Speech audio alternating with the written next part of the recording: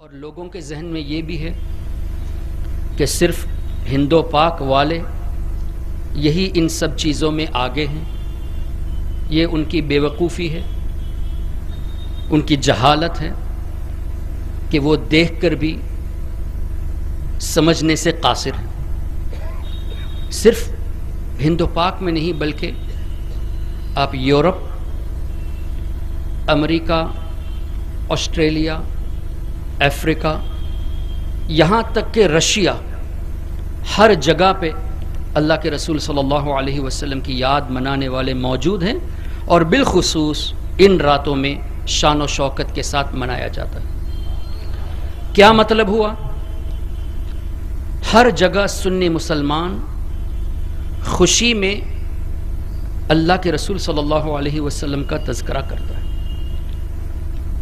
اور یہ وہ رات ہے کہ جیسا کہ اعلیٰ حضرت امام اہل سنت نے بھی قصیدہ معراجیہ میں فرمایا، بہار ہیں شادیاں مبارک، چمن کو آبادیاں مبارک، ملک فلک اپنی اپنی لے میں یہ گھرانا دل کا بولتے تھے، وہاں فلک پر یہاں زمین میں رچی تھی شادی مچی تھی دھومیں، ادھر سے انوار ہنستے آتے ادھر سے نفحات اٹھ رہے تھے. سبحان اللہ. مختصر یہ کہ صرف انسان نہیں، فرشتے بھی خوشیاں مناتے. سبحان اللہ سبحان اللہ. اب ظاہر ہے جہاں فرشتے خوشی منائے وہاں شیطان کو تکلیف ضرور ہوتی ہے، اور فرشتوں کی اقتداء میں سنی مسلمان خوشیاں مناتا ہے تو شیطان کے پیروکاروں کو بھی بہت تکلیف پہنچتی ہے. ایسی تکلیف پہنچتی ہے کہ آج کے اس میڈیا کے دور میں اب تک، ابھی بھی مجھے میسج آ رہے تھے، اب تک یہی میسیجز کہ معراج کی رات کی خصوصیت کچھ بھی نہیں، this is just a mere incident. تم لوگوں کے لیے ایک میئر انسیڈنٹ ہوگا، لیکن ہمارے لیے یہ وہ عظیم رات ہے کہ ہمارے آقا صلی اللہ تعالی علیہ وسلم نے اللہ تبارک و تعالی کا اپنے سر کی آنکھوں سے دیدار فرمایا، اور یہ وہ رات ہے کہ اللہ تعالیٰ کے رسول صلی اللہ علیہ وسلم نے اللہ سے ہمیں وہ تحفہ عطا فرمایا جس میں ہماری بھی معراج ہے. سبحان اللہ سبحان اللہ. اگر ہم اس رات کو خوشی مناتے ہیں تو ہماری بھی معراج ہے، ہمارے آقا صلی اللہ تعالیٰ علیہ وسلم کی بھی معراج ہے. لیکن کچھ لوگوں کو بہت تکلیف ہوتی ہے. یہ بدعت، اس طرح محفلیں کرنا بدعت. جو بھی احادیث وارد ہے معراج کے سلسلے میں وہ ضعیف، اور کچھ احادیثوں کے بارے میں موضوع، جبکہ ضعیف حدیث کا معنی سمجھنے سے بھی قاصر. اللہ تبارک و تعالی کے رسول صلی اللہ تعالی علیہ وسلم کا اس رات میں سفر فرمانا قرآن کریم سے ثابت، احادیث طیبہ سے ثابت، صحابہ کرام کے اقوال سے ثابت، تابعین سے بھی ثابت، تبع تابعین سے بھی ثابت. یہ میں اس لیے کہہ رہا ہوں کہ کچھ لوگ کہتے ہیں کہ کیا صحابہ نے تذکرہ کیا معراج کا، کیا تابعین نے تذکرہ کیا؟ تو ہم کہتے ہیں کہ یقیناً کیا، اور دلیل کے لیے ہم صحابہ کرام کے حوالے پیش نہیں کرتے، تمہارے امام کی کتابوں کے حوالے پیش کرتے ہیں. سبحان اللہ سبحان اللہ. تمہارے امام حافظ ابن کثیر نے اپنی تفسیر ابن کثیر میں جو 700 ہجری کے ہیں، اپنی تفسیر ابن کثیر میں نبی کریم صلی اللہ تعالی علیہ وسلم کی مبارک معراج کا تذکرہ کیا. سبحان اللہ. اسی طرح حافظ ابن کثیر کے ٹیچر استاذ شیخ الاسلام، جس کو کہا جاتا ہے، یہ بے وقوف شیخ الاسلام کہتے ہیں، شیخ الاسلام ابن تیمیہ، اس نے بھی اپنی کتاب میں معراج کا تذکرہ کیا، رجب کے مہینے کا تذکرہ کیا. اس طرح ابن تیمیہ لکھتا ہے کہ امام احمد ابن حنبل رضی اللہ تعالیٰ عنہ فرماتے ہیں رجب کے تعلق سے جو احادیث وارد ہیں اگرچہ ضعیف ہوں، جب تک اس کا موضوع ہونا ثابت نہ ہو جائے اس پر عمل کیا جائے گا. کون کہتا ہے؟ تمہارے امام نے اس بات کو لکھا ہے. ابن تیمیہ نے اس کو تحریر کیا کہ جب تک واضح دلیل نہ مل جائے تب تک رد نہیں کیا جائے گا. تم معراج اور رجب کے مہینوں میں نوافل اور روزوں کے تعلق سے جو احادیث وارد ہیں اس کو موضوع اور ضعیف کہتے ہو. تمہارا امام اس پر عمل کرنے کے لیے کہہ رہا ہے. اب کیا پتا چلا تم نہ ہمارے امام کی سنتے ہو نہ تمہارے امام کی سنتے ہو, تم اپنے نفس کی پیروی کرتے ہو.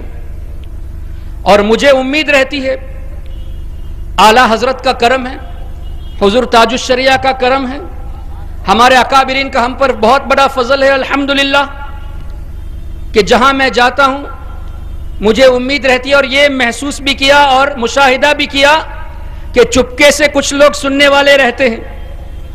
تو میں ان سے کہتا ہوں کہ اور زیادہ کان کھول کے میری بات سنو, اس لیے کہ ہم الحمدللہ ہمارے عقائد کو ہماری کتابوں سے ثابت صرف نہیں کرتے.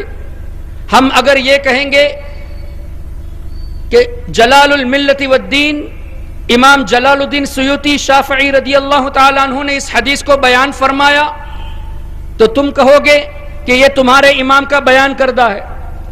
اگر ہم مجدد وقت امام تقی الدین سبکی شافعی رضی اللہ تعالیٰ عنہ کا حوالہ پیش کرے تب بھی تم اعتراض کرو گے. ہم اعلیٰ حضرت امام اہل سنت کی کتابوں کا حوالہ پیش کرے تب بھی اعتراض کرو گے. اس لیے ہم ہمارے نوجوانوں کو جو کنفیوز ہوتے جا رہے ہیں ان کے بچاؤ کے لیے, ان کو ایڈوکیٹ کرنے کے لیے ہم ان وہابیوں کے اماموں کی کتابوں کو پیش کرتے ہیں. ہمارے عقائد ان کی کتابوں سے ثابت کرنے کی ہم کوشش کرتے ہیں تاکہ ان کی اصلیت بھی ظاہر ہو جائے اور ہمارا نوجوان پختہ ہو جائے. معزز سامعین, ابن کثیر نے اس حدیث کو نقل کیا. شب معراج میں نبی کریم صلی اللہ تعالی علیہ وسلم کا پورا سفر تفصیل کے ساتھ ڈیٹیل کے ساتھ بیان فرمایا, اور ابن تیمیہ نے رجب کے تعلق سے احادیث سے جمع کی.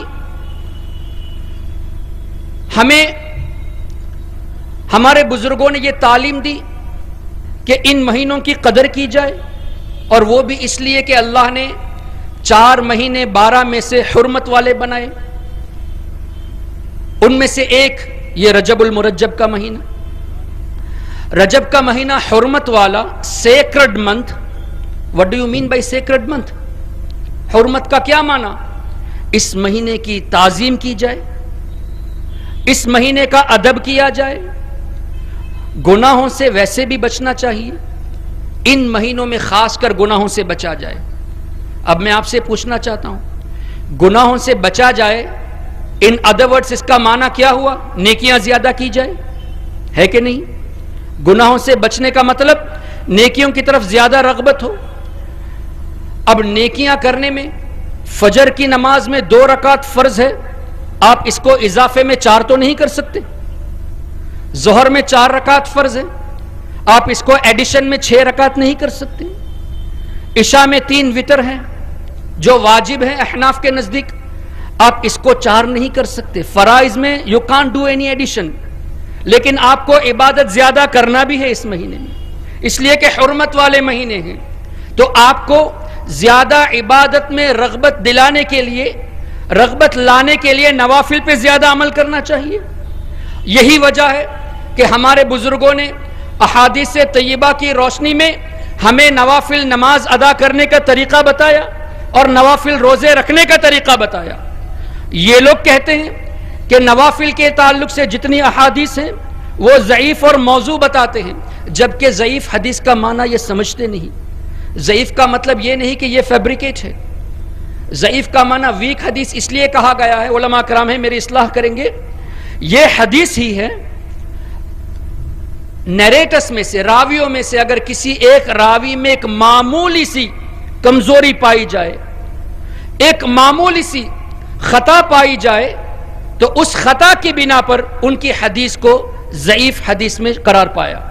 اس کا مطلب یہ نہیں کہ یہ حدیث ہے, اور وہ بھی اس لیے کہ نبی کریم صلی اللہ تعالی علیہ وسلم کے الفاظ ان لوگوں کی زبان سے آئے جنہوں نے اپنی زندگی میں کوئی خامیاں نہیں کی، جنہوں نے اپنی زندگی میں کبھی بھول نہیں کی، متقی رہے، ایسے لوگوں کے ذریعے سرکار صلی اللہ علیہ وسلم کے الفاظ ہم تک ملے، اور اس درمیان میں 5 یا 6 راویوں میں اگر ایک راوی میں کوئی معمولی سی کمزوری پائی گئی تو اس کی وجہ سے اس حدیث کو ضعیف کی کیٹیگری میں رکھ دیا گیا. اور اس کو کیٹیگرائز کرنے والے ابن تیمیہ نہیں ہیں، ابن عبد الوہاب نجدی نہیں ہیں، ان کا ملا ناصر الدین البانی نہیں ہے، بلکہ بڑے بڑے محدثین نے اس کو کیٹیگرائز کیا. اور جن محدثین نے کیٹیگرائز کیا انہوں نے اس کی رولنگز بھی بتائی ہے. فار ایگزامپل فرائض اور واجبات کے لیے صحیح حدیثوں کا استعمال کیا جائے گا. اگر ہم کسی چیز کے بارے میں کہیں کہ کل کا روزہ آپ کے اوپر فرض ہے تو ہماری ذمہ داری ہے کہ ہم صحیح حدیث سے ثابت کریں. ہم اگر یہ کہیں کہ آج رات کے نوافل واجب ہے تو ہماری ذمہ داری ہے کہ حدیث سے پیش کریں.